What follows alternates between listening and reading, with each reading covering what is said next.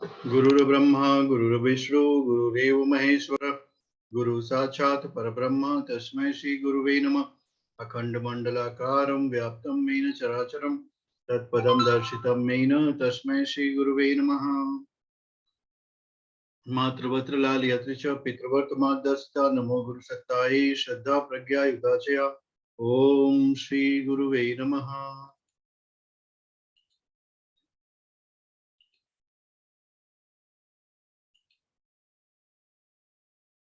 Let us continue. आज की कक्षा में हम लोग प्रारंभ करते हैं।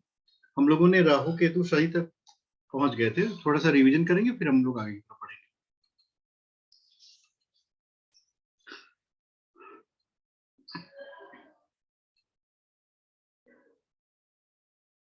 डॉक्टर विकास जी कैसे हैं? सर बढ़िया सर।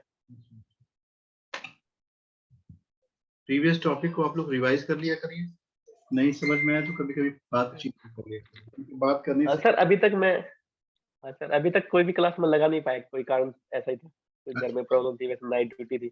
आज की क्लास लग गई, चलिए अच्छा हुआ। हाँ सर, पुराने वीडियो सभी मिल जाएंगे सर। हाँ जी चैनल पे ले लीजिएगा। ठीक है सर। चार्ट बनाइए ऐसे।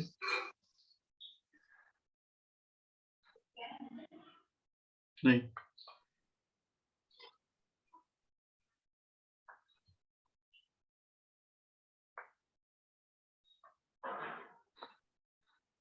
आप लोग पेन और पेपर से रोज चार्ट बनाया करो।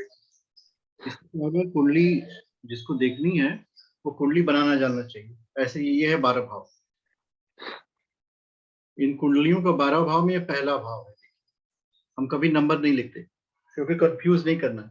हमेशा यही पहला भाव रहेगा, चाहे कोई नंबर लिखा रहे, कोई सा नंबर भी नंबर उसमें लिखा रहे, पहला भाव। हम लोगों ने क्या किया कि पिछली क्लासेस में जितने भी प्लैनेट थे,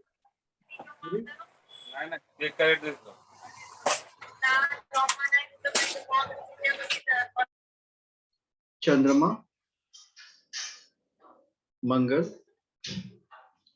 बुध, गुरु, शुक्र, शनि, राहु, केतु, इनके नेचर्स के बारे में पढ़ा। इनका रियल नेचर क्या होता है हॉरोस्कोप में, और ये इनका फंक्शन क्या होता है, इनकी पावर अगर ज्यादा रहेगी तो क्या होगा।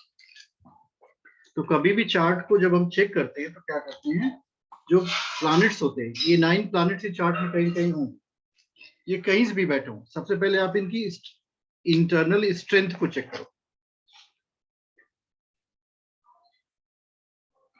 अब इसके बाद हम आपको एक और पॉइंट बताते हैं जिसको कहते हैं कि भाग्योदय का समय। ये बिंदु है भाग्योदय का समय, हम लोग समझेंगे। किसी भी चार्ट पे अगर ये पॉइंट आप लगाएंगे तो काफी कुछ उस व्यक्ति के बारे में आप बता सकते हैं, उस व्यक्ति को समझा सकते हैं। इसको बोलते हैं भाग्योदय। भाग्योदय का तात्पर्य हम समझेंगे। भाग्योदय का तात्पर्य ऐसा होता है कि हर व्यक्ति की, चाहे वो उसके जीवन में कितना भी कठिनाई हो, कितना भी दुख है, एक ऐसा समय आता है कि जब वह व्यक्ति जो है बहुत खुशहाल होगा, बहुत कुछ प्राप्तियां होगी उस काल में, उसी को भाग्योदय कहते हैं। अब किसी भी व्यक्ति का भाग्योदय जो है कब होगा, ये एक बहुत ही महत्वपूर्ण विषय है आपके लिए।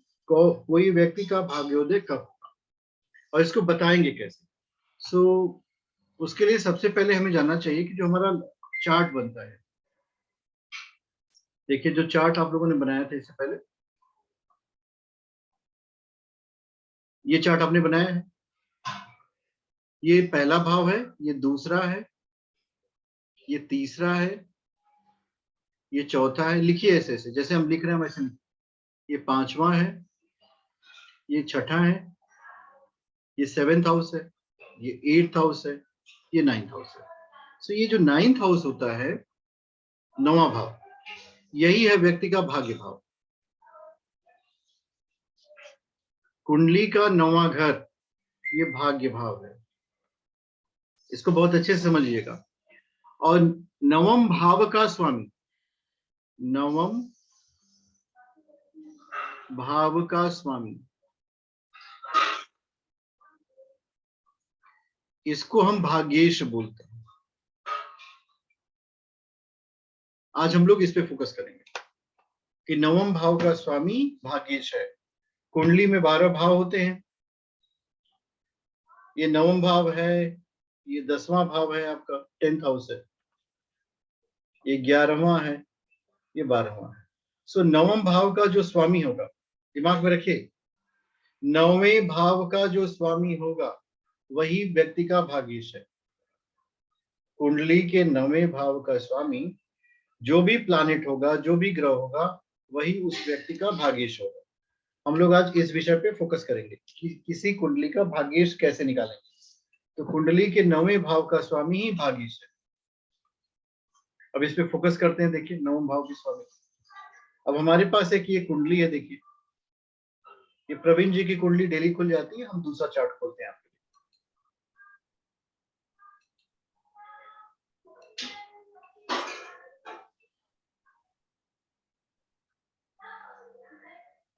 वेंकट कृष्णा जी का चार्ट पढ़ते हैं। ये है वेंकट कृष्णा जी का चार्ट। अब देखिए, इसमें अगर हम भावों को देखें तो ये पहला, दूसरा, तीसरा, चौथा, पांचवा, छठा, सातवां, आठवां, ये है 9वां भाव। यहाँ पे नंबर्स कौन से लिखे हैं इसको देखिए, ध्यान से देखिए यहाँ की नंबर। ये बहुत इंपॉर्टेंट पॉइंट आपके, कौन सी संख्या लिखी हुई है आप? जहां तक मैं देख पा रहा हूँ ये 11 नंबर है। आप लोगों को भी ये 11 दिख रहा है कि नहीं दिख रहा है? ध्यान से देखिए। हाँ 11 दिख रहा है। जिनको जिनको दिख रहा है वो लोग हाथ उठा लें। एक हैंड रेज का ऑप्शन होता है आपके ही में, हैंड रेज का ऑप्शन। जिनको जिनको दिख रहा है वो हैंड रेज करें, जिसको नहीं दिख रहा है उनको समझाएंगे फिर। जिन लोगों को 9वें भाव में 11 संख्या दिख रही है वो लोग हैंड रेज करें। ये बहुत महत्वपूर्ण बिंदु होगा।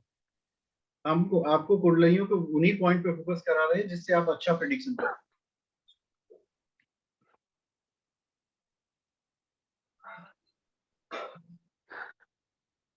मेरे क्लास में कुल 23 लोग हैं, जिनमें से 9 लोगों को अभी भी नहीं दिख रहा है। तो जी, आपको नंबर 11 दिख रहा है कि नहीं दिख रहा है? अनुराग जी, आपको दिखा?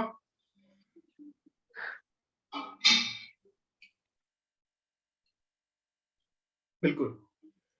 और भी एक ऑप्शन है, अगर आप हैंड रेज करने में आपको ऑप्शन आपको नहीं मिल पा रहा है तो आप चैट बॉक्स में यस लिखिए, वो भी that is enough to understand.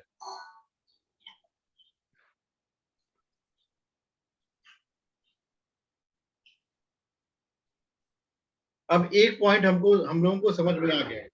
क्या समझ में आया? कि कुंडली में 9वें भाव का स्वामी उस व्यक्ति का भाग्येश होगा। इसको लिख लीजिए, कुंडली में 9वें भाव का स्वामी उस व्यक्ति का भाग्येश होगा। 9th हाउस का जो राशि है उसका स्वामी ही भाग्येश होगा। अब एक साधारण सी बात आप समझने की कोशिश करें कि 9th हाउस का जो भी प्लैनेट स्वामी होगा, लाइक इस कुंडली में जो 9th हाउस का स्वामी है, 9th हाउस की ओनरशिप है 11 नंबर के पास। ये कौन सी राशि है? ये कुंभ राशि है। कुंभ राशि। इसका स्वामी हुआ शनि। शनि। अब इस कुंडली का जो भाग्येश है वो शनि। यहां तक समझ में आ गया आप लोगों को? एक और प्रैक्टिस करते हैं हम लोग।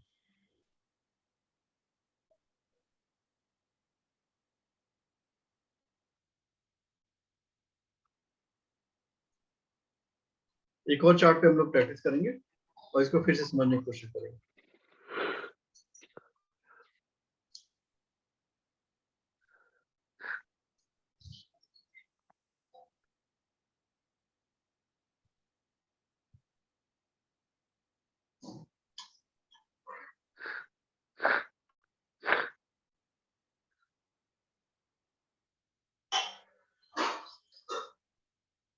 अब ये वाली कुंडली देखिए, इसका 9th हाउस यहाँ है। ये क्लियर हो गया सबको? जी गुरु जी। कौन सी नंबर लिखी है यहाँ पे? 5 5 नंबर में सिंह राशि, सूरी। लियो। इसका स्वामी क्या होगा? सन। सूर्य। सूर्य सूर्य। इस कुंडली का भाग्येश क्या हो गया? सूर्य। एक और प्रैक्टिस करिए आप लोग।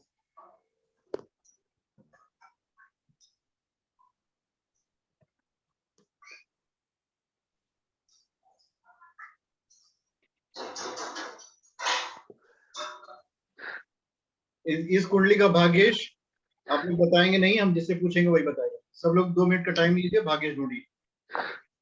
नंबर्स क्या लिखा है? ये छोटा दिख रहा है इसलिए हम लिख दे रहे हैं यहाँ पे। जो नंबर लिखा है उसको मैंने लिख दिया बड़ा करके। इस कुंडली का भाग्येश आप लोग पता करें। शनि।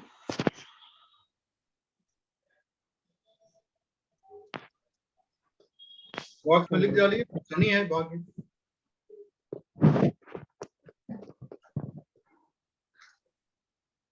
अब इससे महत्वपूर्ण बिंदु क्या निकल के आता है, उसको आप लोग नोट कर लीजिए और उसको याद कर लीजिए। याद नहीं करते तो अपने टेबल पे लिख करके रख लीजिए कि भाग्येश जो है वो व्यक्ति के जीवन के उस पर्टिकुलर समय में सबसे अच्छा परिणाम देगा। मतलब आदमी बहुत परेशान है, बहुत परेशान है, और आपने कुंडली का भाग्येश पता कर लिया तो उनको बता देंगे कि आपके जीवन में इस समय बहुत अच्छी घटना घटित होने वाली है, आप घबराइएगा मत। अब सपोज कर लो किसी कुंडली का भाग्येश सूर्य है, तो उस व्यक्ति के भाग्योदय का वर्ष होता है 22 वर्ष। मंगल की कंडीशन में अगर भाग्येश 28 साल होता है, 28 वर्ष।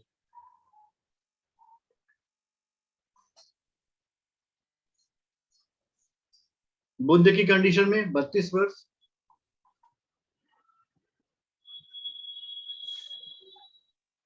गुरु सबसे जल्दी भाग्योदय कराता है, 16 वर्ष की होता है।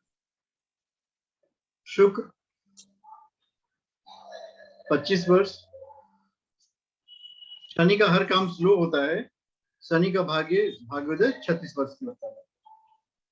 एक चीज और भी समझ लीजिए, राहु और केतु को किसी भी राशि का स्वामित्व नहीं दिया गया। राहु और केतु के पास किसी भी राशि की ओनरशिप नहीं है। राहु और केतु किसी भी राशि को रिप्रेजेंट नहीं कर सकते। इस कंडीशन में भी अगर राहु और केतु कोई कहता है कि भाग्येश है, तो उस समय क्या होगा? जनरली इस पे चर्चा नहीं की जाती है। अगर ये दोनों प्लैनेट किसी भी व्यक्ति के जीवन को, भाग्य को प्रभावित करेंगे तो 42 वर्ष में भाग्योदय होगा, 42 ईयर्स। अब इन डेटास का उपयोग कैसे करें? सपोज कर लीजिए आपने कुंडली खोली, ये आपके जातक हो गए। अब इन जातक की कुंडली आपने खोल ली, तो मैंने पहले बताया था कि आप लग्न और राशि से शुरू करना और फिर आगे बढ़ना। तो आप सबके पास एक प्रिडिक्शन हर व्यक्ति के लिए दिमाग में आ गया है, वो सही है। अगर भाग्येश की स्थिति अच्छी हो, इसमें एक बात का हमेशा ध्यान रखना चाहिए, जो भाग्येश है उसकी स्थिति कैसी है। अगर भाग्येश की स्थिति अच्छी है तभी जाकर के सूर्य 22 वर्ष में आपका भाग्योदय करेगा। अगर अच्छी स्थिति में नहीं होगा तो इससे डिले करेगा, पहले नहीं कर सकता। तो जब भी प्रिडिक्शन आप करते हो, जैसे इस कुंडली के बारे में हमें प्रिडिक्शन करना हो तो हम क्या करेंगे? देखिए, इस कुंडली का जो भाग्योदय का समय होगा वो 36 साल होगा। अब जातक अब आपके पास आ रहा है 1990 का, और इस समय इस जातक की उम्र हुई है 32 साल, यही हुई ना? तो हम इस जातक से क्या बताएंगे कि देखिए आप परेशान मत होइए, आपका भाग्य शनि है, 36 वर्ष की उम्र में आपका भाग्योदय होना चाहिए। अगर कुछ इधर उधर होगा तो 37 में होगा। और ये एक प्रिडिक्शन आपका इस जातक के ऊपर बहुत सटीक बैठेगा। दूसरा, जब भी उपाय बताना हो, आपको कोई रेमेडी बतानी हो जो जिससे इस व्यक्ति के जीवन में सुख आए, तो भी भाग्येश आपको आपकी मदद करेगा। अब भाग्य भाव के मजबूत करने का जो कारक बनता है उसके उपाय बता दीजिए। तो जब आप भाग्य को मजबूत करेंगे व्यक्ति को, तो जीवन तो अपने आप मजबूत हो जाएगा। तो ये आज का कॉन्सेप्ट बहुत महत्वपूर्ण है, वो था भाग्योदय का। किसी भी व्यक्ति का भाग्योदय, जिसको हम कह सकते हैं कि अच्छा समय जो है जीवन में कब आएगा?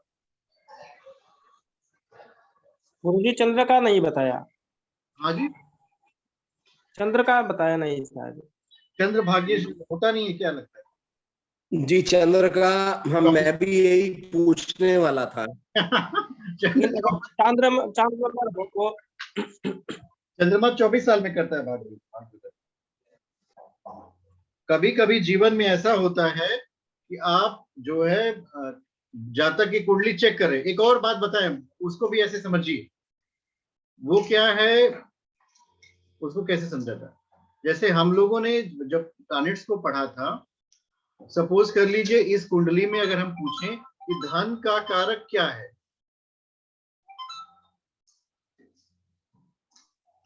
इस कुंडली में आप देखेंगे बुध। बुध है।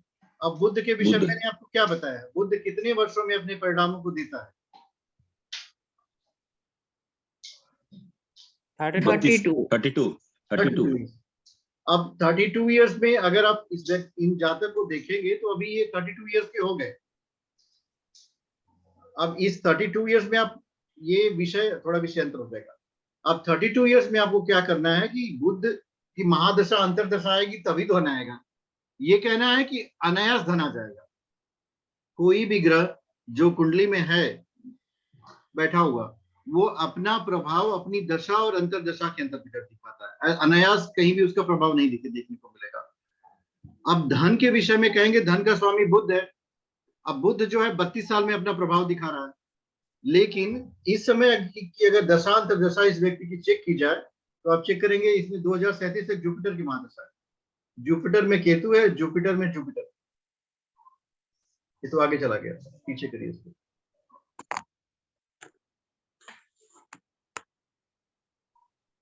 देखिए राहु खत्म हो गया था, अभी जुपिटर चल रहा है। जुपिटर इस समय इनका जुपिटर शनि, जुपिटर मध्य। ध्यान से समझिएगा।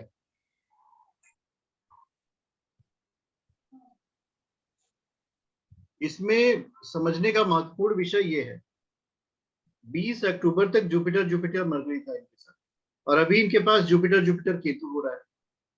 गुरु इस कुंडली में किन किन भावों को एक्टिवेट करेगा, यहां से समस्या खड़ी हो जाती है। और इस समस्या का निराकरण कैसे मिलेगा उसको समझने के लिए एक चार्ट आपको समझना पड़ेगा, तब जाकर के ये समस्या का निराकरण हो जाएगा। अगर वो चार्ट आप समझ लेते हैं तो बहुत सारी चीजें आपको अपने आप समझ में आएंगी कि वास्तव में इस कुंडली में गुरु किन किन चीजों का कारक है और इस कुंडली में कर क्या रहा है। और वो चार्ट जो है प्रिडिक्शन में आपकी काफी सहायता करता है। तो वो चार्ट हम आपको अभी थोड़ा एक्सप्लेन करते हैं, उसको समझने की कोशिश करिएगा। वो भावों पे आधारित चार्ट होता है, जो हमारी ओनरशिप होती है ना, उस पे डिपिक्ट करता है। कुंडली में होते हैं 12 भाव, जो 12th हाउस होते हैं कुंडली में 12 भाव होते हैं। इसका कॉन्सेप्ट आपको क्लियर होना चाहिए कि किस भाव में कौन सी चीज उत्पन्न होती है। जैसे अगर पहले भाव को हम कहें तो आप कहेंगे कि व्यक्ति का शरीर है। जैसे ही कोई व्यक्ति आपसे ये पूछे धन के विषय में तो दूसरा भाव है। 11वां भाव क्या है? लाभ। लाभ, इच्छा पूर्ति। इच्छा पूर्ति कहते हैं लोग। डिजायर्स को, धन का भी लाभ, प्रेम का भी लाभ, सम्मान का भी लाभ, सारी चीजें वहीं से आती हैं। अब इसमें अगर आप ये देखेंगे कि ये जो हाउसेस होते हैं इनका एक्टिवेशन कैसे होता है, ये एक्टिव कब होते हैं।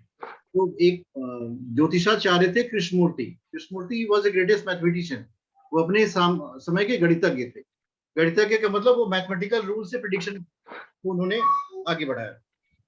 समस्या क्या थी, क्यों कृष्णमूर्ति को अपने फॉर्मूले को लगाना। जैसे आज के बाद की हमारी जो कक्षाएं चलेंगी वो वैदिक को कृष्णमूर्ति पद्धति से मिलाती हुई चलेंगी।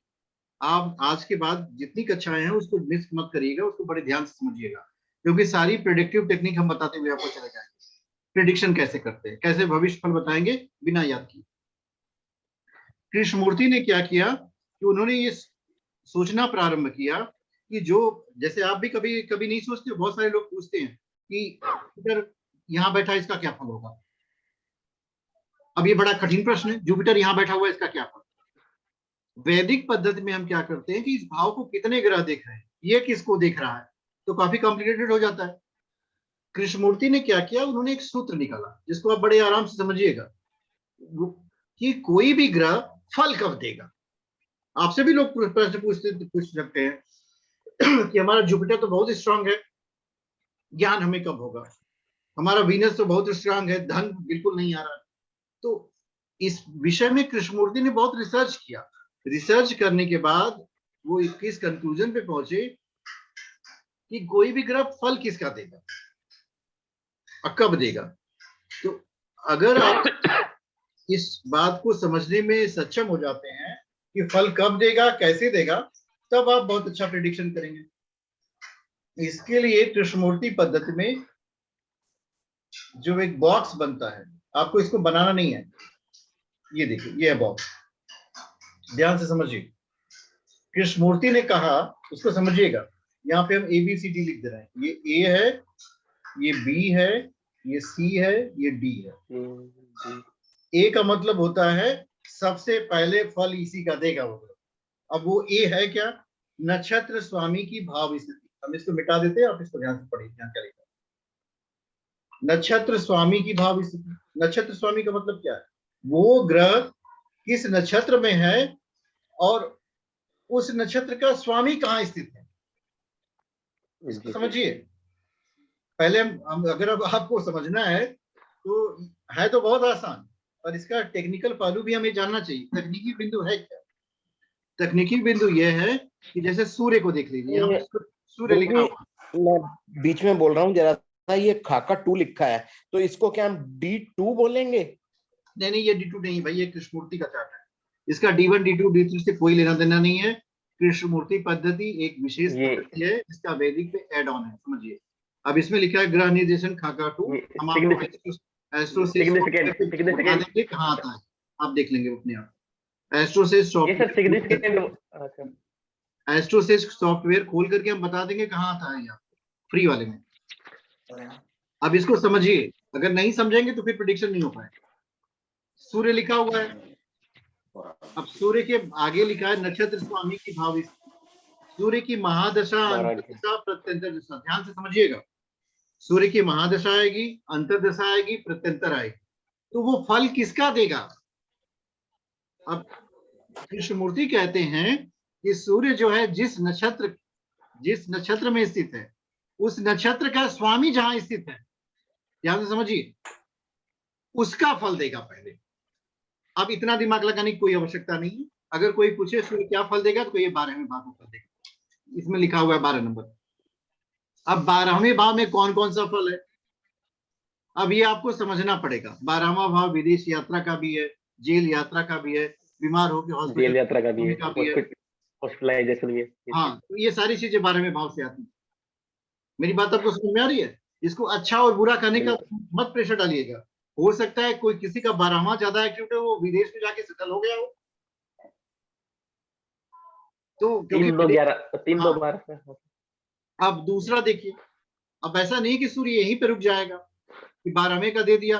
अब इसमें होता क्या है कि सबसे ज्यादा 12वें का फल देगा, उसके बाद सूर्य जो है 11वें का फल देगा, ये है 11वां हाउस। अब 11वां भाव तो लाभ का होता है, धन का लाभ होगा, प्रेम का लाभ होगा, संबंधों का लाभ होगा, आपके अंदर कोई डिजायर होगी वो पूरी होगी, ये तो बहुत अच्छा है। इसके बाद देखिए तीसरे स्तर पे यह नक्षत्र स्वामी का स्वामित्व, इसमें 2 और 5 लिखा हुआ है, देखिए 2, 5 और 5 संतान प्राप्ति। तो ये दूसरे का भी फल देगा। आप कोई 70 साल का आदमी कुंडली से चेक करा रहा हो आपसे, तो वहां संतान प्राप्ति नहीं होगी, उसके परिवार का प्रेम मिलेगा। 5वां एक्टिवेटेड है, परिवार के लोग उसको बहुत आदर देंगे, सम्मान देंगे, प्रेम मिलेगा। तो ये है। अब ये चौथे स्तर का, इसको ये समझ लीजिए, ये जो चौथी लाइन लिखी हुई है ये वाली, इसको क्रॉस लगा लिया करिएगा। यहां तक वही ग्रह फल देगा जिसके आगे प्लस लिखा होगा, देखो प्लस है, देखिए यहाँ पे। हम कहें कि इसमें कौन से प्लैनेट जो है चारों स्तर के फल देंगे, मंगल देगा और गुरु देगा। और ऊपर हम करके देखते हैं, हो सकता है नीचे भी कोई छिपा हो। नीचे शनि भी है। ये अपने नक्षत्र में है। हाँ, तो अब इसको समझने का फायदा हम आपको बताएं, इसको समझने का बहुत बड़ा फायदा। इसके बाद भी एक सिस्टम है, वो भी हम माइन्यूटली बता देंगे, लेकिन जब इसकी कक्षा कंप्लीट हो जाएगी तब। ये यहीं तक नहीं है, इस बात को हम आपको बताना चाहते हैं। इसके बाद भी हम लोग करते क्या है, अब आपसे कोई व्यक्ति जो है प्रश्न करेगा। किसके बारे में प्रश्न करेगा? अपने जीवन के बारे में ही प्रश्न करेगा, उल्टा सीधा तो प्रश्न करेगा नहीं। अब इसका यूटिलाइजेशन क्या करेंगे? सपोज कर लो ये हमारी लग्न कुंडली बनी हुई है, यही हमारी लग्न कुंडली, गुरु ये है। अब गुरु अपनी महादशा, अंतरदशा, प्रत्यंतर दशा के अंतर्गत क्या फल देगा? इसको ऊपर कर लीजिए, देखिए क्या लिखा हुआ है। यहाँ पे लिखा है 9 नंबर, हम लिख रहे हैं यहाँ पे 1 नंबर और 8 और 11 है।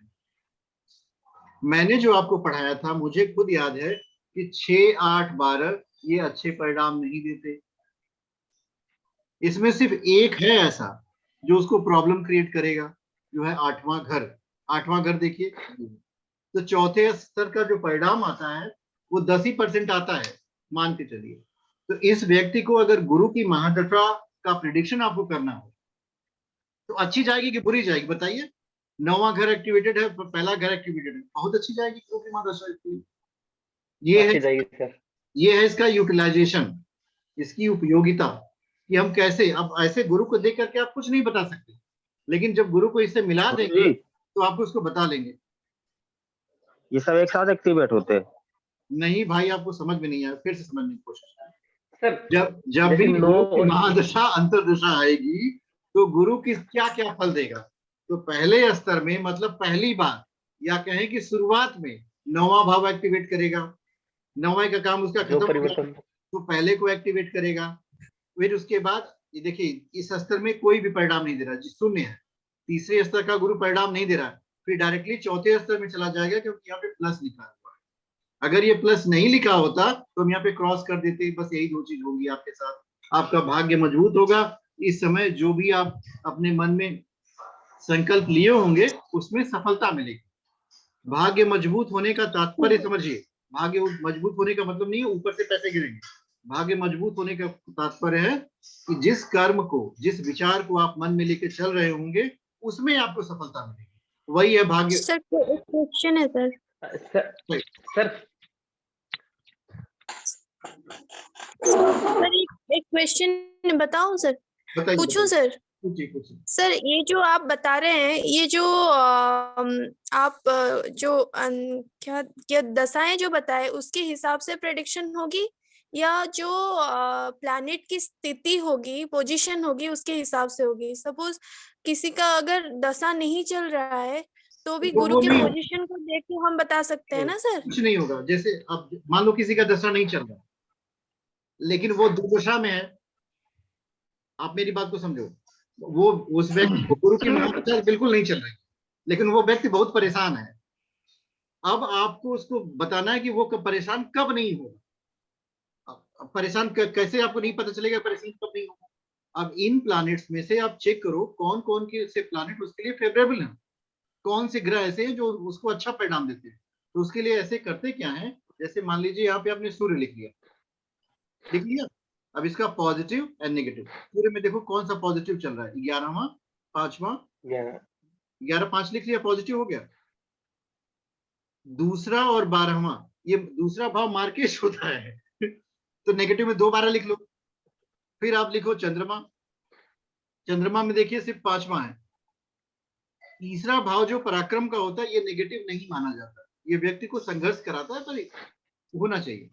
अब इसे होगा क्या, इसे होगा क्या कि इन प्लैनेट्स की दशा में आप जान सकते हो कि उसकी अच्छी दशा चलेगी कि बुरी दशा चलेगी। जैसे कि एक उदाहरण हम लेते हैं, एक व्यक्ति की शादी नहीं हुई है, मान लीजिए यही व्यक्ति है, उसकी शादी नहीं हुई, ठीक है, और ये आपसे प्रश्न पूछ देते हैं कि मेरी मैरिड लाइफ कैसी चलेगी, ये प्रश्न। अब इसका आपको उत्तर देना है, कहां से देंगे बताइए? वैदिक एस्ट्रोलॉजी जो कहती है कि गुरु को चेक कर लीजिए, गुरु बलवान हो तो कह दीजिए बहुत अच्छी चलेगी। गुरु व्यक्ति के वैवाहिक जीवन को बताता है, अगर गुरु शक्तिशाली है तो अच्छी चलेगी, फिर आपको सप्तम भाव में जाके चेक करना पड़ेगा, किसी की दृष्टि तो नहीं जा रही है। इसमें क्या करना है, इसमें कुछ भी नहीं करना है, इसमें आपको सिर्फ काउंटिंग आनी चाहिए, गिनती तो सबको आती है। अब इसमें गिन लीजिए यहां से यहां तक कितनी बार 6 आया है, गिनिए, गिन लीजिए कितनी बार 6 आया, हम भी आपकी सहायता करते हैं गिनने में। देखिए पहली लाइन में बिल्कुल 6 नहीं है, दूसरी में भी नहीं है, तीसरी में भी नहीं है, चौथी में एक बार आया है, वो भी 20% पावर के साथ, एक लिख लीजिए। पांचवी लाइन में भी 2 नहीं, बार आया है सर? छठवीं 2 बार आया है। यहाँ पे एक बार आया है और यहाँ पे एक बार आया है, 2 बार हो गया। अब उसके बाद तो है नहीं, है उसके बाद? No sir. No sir. अब 7 बार कितनी बार हुआ है, गिन लीजिए 7 कितनी बार हुआ है?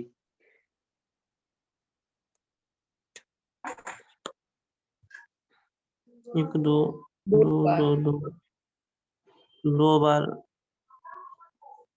7 एक और 2 बार है, गिन लिया आपने? जी जी सर। सर। 6 भी 2 बार है, 7 भी 2 बार है, तो पावरफुल कौन सा है इसमें? 7 पावरफुल है, लेकिन 6 शुक्र में काम नहीं करेगा। नहीं काम करेगा। 6 पावरफुल सर, 6 को नहीं सर, 6 के साथ 10 है, 6 पावरफुल हो गया सर। आप इसमें करना क्या पड़ता है कि ऐसी स्थितियों में 6 और आपको 10 उत्तर देना है, क्या होगा? उत्तर देने के लिए एक और बिंदु है, पहले 6 और 7 से ही आपका काम चल जाएगा, दोनों बराबर है, कहिए बहुत बढ़िया चलेगा मिला के। अगर 6 ज्यादा हो जाता है तब आपको कहना है कि मिलाओ मत, कोई बात नहीं है, डिफिकल्टी आएगी। एक और विषय है, उसको भी समझ लीजिए, ये जो 4 नंबर है और 8 नंबर है ये प्रेम का नेगेटिव है सर। हाँ सर, प्रेम को नेगेटिव करता है। और 5 नंबर है, इसको हमेशा याद रखिएगा। 5 जो है प्रेम है और 8 जो है फिजिकल रिलेशन है फिजिकली और 4 जो है ब्रेकअप है। ब्रेक। प्रेम के विषय में 4 एसेट्स भी है, प्रॉपर्टी भी है। अगर इस चार्ट में 4 नंबर ज्यादा आपको दिख जाए तो ऐसे जातक को आप कहेंगे कि आपका प्रेम होकर के टूट जाता है। कभी कभी तुम एग्जैक्टली बताते हैं तीसरा टूट गया, चौथा चल रहा, कहेंगे हाँ, इसका साधन यही है और ये आपके अनुभव पे निकलेगा। अगर इस पूरी कुंडली में अष्टम को आप ज्यादा एक्टिवेटेड देखिए तो ये जातक जो है लिविंग इन रिलेशनशिप में रहेगा, 1 2 3 4 इस तरह का हो जाता है। तो ये जितनी संभावनाएं हैं वो आपको यहाँ से बिल्कुल नहीं मिल पाएंगी। इससे इसके लिए कस्पल सबलोड नहीं चेक करना पड़ेगा? अगर आप लग्न चार्ट से जानने की कोशिश करोगे यूजिंग वैदिक एस्ट्रोलॉजी तो यहाँ तक कंक्लूजन में नहीं पहुंच पाओगे। एक और चार्ट है जिसको नक्षत्र नाड़ी इसके कहते लिए हैं, कस्पल हम बाद में एक्सप्लेन कस्पल करेंगे, सबलोड। उसमें और अच्छा सर हाँ बताइए। सर इसके लिए कस्पल सबलोड चेक करना पड़ेगा सर? सपोज यही आपका जो अभी आप बताए, अगर 6 भी 2 टाइम्स है, 7 भी 2 टाइम्स है और हमारे क्लाइंट का क्वेश्चन भी यही है कि उन्होंने शादी नहीं किया है और अपने मैरिड लाइफ के बारे में पूछ रहे हैं, तो इसका आंसर क्या होगा सर? ठीक ठाक चलेगी,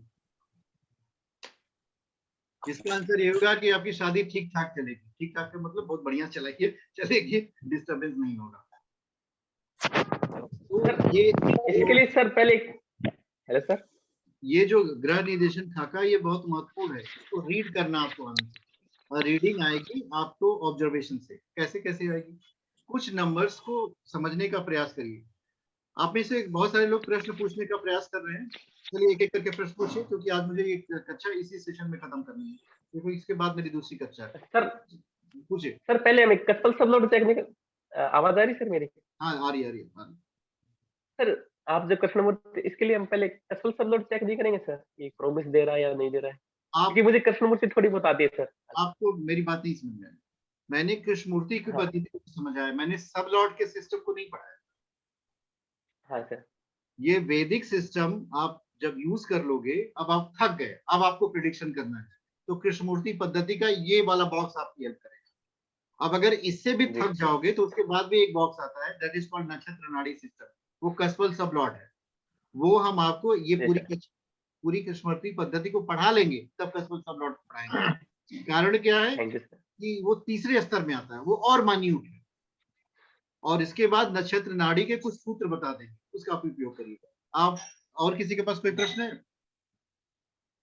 जी गुरुजी। पूछिए। ये गुरुजी गुरुजी जैसे आपने बताया 6 और 7, तो 7th हाउस तो जो है वही वैवाहिक पार्टनरशिप के लिए हो गया उसको, और ये 6 को हम उससे कैसे कोऑर्डिनेट कर रहे हैं? एक सूत्र मैंने बताया था, ये वैदिक का ही है, ये ऊपर से नहीं टपका है।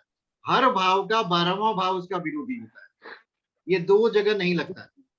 जैसे 5वां प्रेम का है, किसी व्यक्ति का प्रेम चल रहा हो, ब्रेकअप कब होगा? जब चौथा एक्टिव हो जाएगा।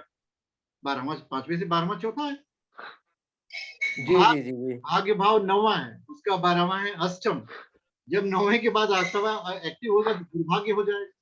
ये यही प्रिंसिपल है, और उसमें कुछ एक्स्ट्रा दिमाग नहीं लगाया। मैंने आपको बताया था एक बार, हर भाव का 12वां भाव विरोधी होता है। गुरुजी ये क्लास ना 2 बार लेनी चाहिए मेरे विचार से, तो आपको ना आप गुरुजी परेशान मत होइए। कुछ प्रश्न थे। जी सर। अभी ये क्लासेस हाँ। 10 क्लास होगी, इस चार्ट पे 10 क्लास होगी। 10 क्लास लेने के बाद ही ये चार्ट बंद किया जाएगा। ये जो है ना ग्रह निर्देशन, इसमें मुझे 10 क्लासेस आपकी लेनी है। ये आज पहली क्लास मैंने जी, तय जी। किया है कि वो आपको तो मेरा ये कहना है कि पहली क्लास जरा सा ना फाउंडेशन होती है, तो जरा सी इम्पोर्टेंट हो जाती है, तो जरा इसको आप ना नेक्स्ट टाइम दोबारा रिपीट करवा दीजिएगा, एक हम repeat करवा मतलब देंगे। सबके हम जो भी कुछ करते हैं रिवीजन के तौर। विदाउट रिवीजन के आगे नहीं बढ़ते। आप में से और किसी के गुरुजी पास कुछ प्रश्न थे। जैसे ये जो आपने कुंडली चार में ग्रह निर्देशन खाका में 4 कॉलम आपने बताया है, तो इसमें ABCD, इसमें सबके पावर अलग अलग हैं क्या? जैसे आपने थर्ड वाले बहुत को बोला कि powerful है। 20 पर। ए बहुत पावरफुल है, मतलब वो होगा ही। बी उससे कम हाँ। होगा, सी उससे कम होगा, और डी नहीं होगा। डी तभी होगा और- जब 10 लिखा होगा। ओके, जैसे कि और इस दूसरा कुंडली में 9 गुरुदेव, जैसे आपने जो बताया कि महादशा तो किसी भी प्लेनेट का बहुत लंबे समय तक चलती है, कि वो उसका प्रिडिक्शन प्रिडिक्शन नहीं तभी करना, एक्यूरेट होगा। उसका प्रिडिक्शन करना ही नहीं है, हमेशा याद रखिएगा। महादशा को बिल्कुल मत बताइएगा, क्योंकि उसमें अंतर और प्रत्यंतर चल जाता है। तो जैसे हम कहें गुरु की महादशा में ये होगा, बिल्कुल मत करिएगा। लंबे समय तक चलती है, इसमें बताने की आवश्यकता भी नहीं है। ना कोई प्रश्न ही करता है इतना लंबा कि 18 साल बाद